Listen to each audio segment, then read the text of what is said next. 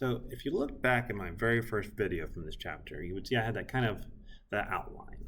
And it was simply saying we got to learn about nozzles and diffusers, and in the end, that was always leading to like supersonic wind tunnels. Because if we're going to send something into space, we're going to make it go super fast, we should probably test it at the speeds it's going to be going at. How do we do that? We strap it to a rocket. No, we put it in a wind tunnel. Okay, but how do we create the supersonic wind tunnel? Okay, so how do I make a supersonic wind tunnel? It should be easy, right?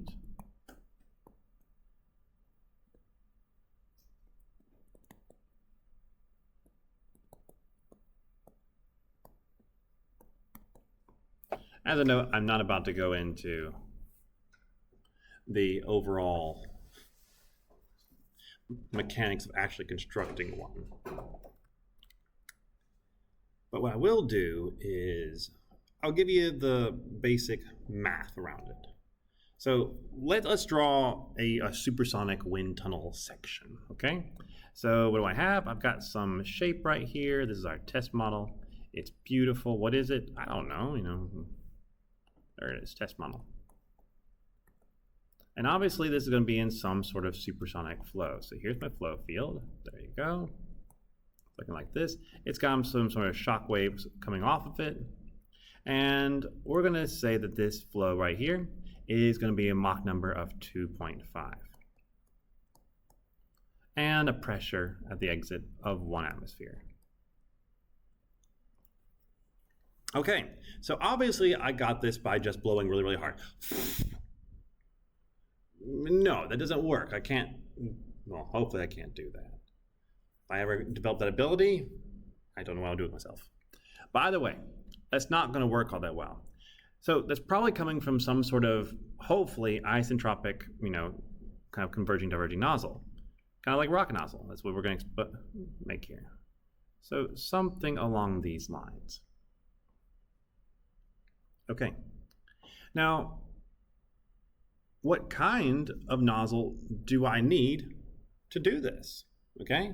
What kind of nozzle do I need if I want to do this?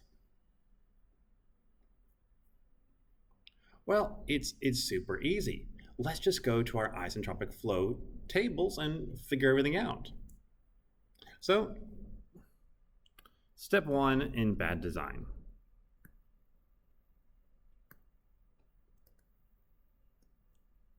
Just go to the tables. Even in good design, you're still going to do this, but we're doing it completely blindly. And you're going to see why this is going to be bad in just a minute. So let's jump to the tables here. There we go. Right there. And I've got a Mach number of 2.5 that I want. Jumping over here. Just make sure I get the right one. Oh. Don't freeze on me now, computer. Completely frozen website. There we go. It's back. Yeah, there we go. Mach number of 2.5 is what I'm looking for. It is right about here. There we go. So this is Mach number of 2.5. And so here is my area ratio. Area of the exit to the area of the throat.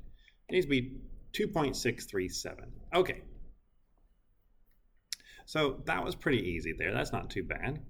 So we go there and we see that the area of the exit to A star, which is the area of the throat, should be equal to 2.637. So let's go ahead and put that into our wind tunnel design. So right here, okay, got that one, got right there. And I'm just going to put that ratio there. So we know that when we're doing this, make sure we keep that ratio. Okay, this is looking better and better. I'm liking it a lot. But we have one other issue. Why did I forget about this? We also need to know what our reservoir pressure is. So what is P naught?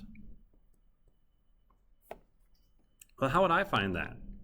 Well, that's not too bad because we know that if we don't want to make sure our flow is going out perfectly uniform, well, my pressure at the exit should be equal to my pressure at atmosphere, which is just 1 atmosphere. So that's 1 atmosphere right here. My pressure exit should be 1 atmosphere. Okay, that helps me. So let's see. Step 2, we're going to go back to the tables, and this time we're going to be going to look for our pressure ratios.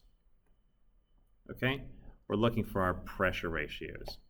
So we want to find out for a Mach number that's equal to 2.5, what is the pressure ratio in this case? And so let's jump over there and find it, okay? So scroll to the top, make sure we get the right column. This one right here. There we go. P naught over P. This is what we're going to need. We can find it. Okay. Go back down here to 2.5. Here it is. So 17.09. We've got it. Fantastic. So if we want our static pressure at the end to be equal to 1 atmosphere, I know that P naught over P is equal to 17.09. That does not look like a 17 because of my handwriting. And so therefore, those three little dots mean therefore, P naught must be equal to 17.09 atmospheres. Okay, this is fantastic. We did it. I'm loving it. Perfect. So we have 17.09 atmospheres over here.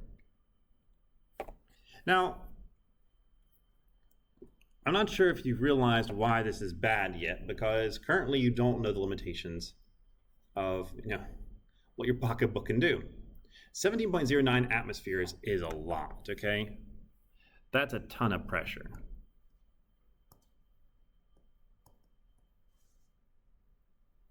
And it can be reached, like we can do that.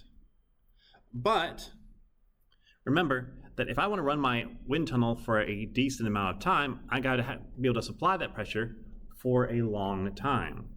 And I have mentioned in the past that, like, when you go to NASA, they have these gigantic, like, pressure vessels and vacuum vessels that look like these, like, looks like kind of like Epcot at Disney World. Like, here you are, and here they are. Okay, and their entire thing is to supply that air or supply vacuum for as long as possible. So the higher the pressure is, the harder it is to do that. So good design is going to minimize the reservoir pressure needed.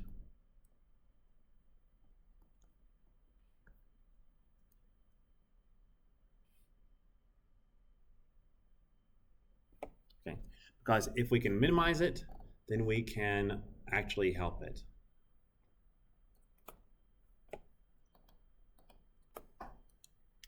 And the second thing it's going to do is going to hopefully avoid shock waves in the test section.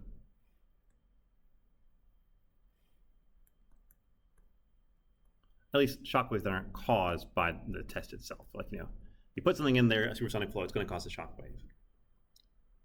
So let's build out from this. Okay, we're going to build out from this in the next video as we really jump into what a real supersonic wind tunnel looks like and why we need to think about this. Be very careful in how we design it.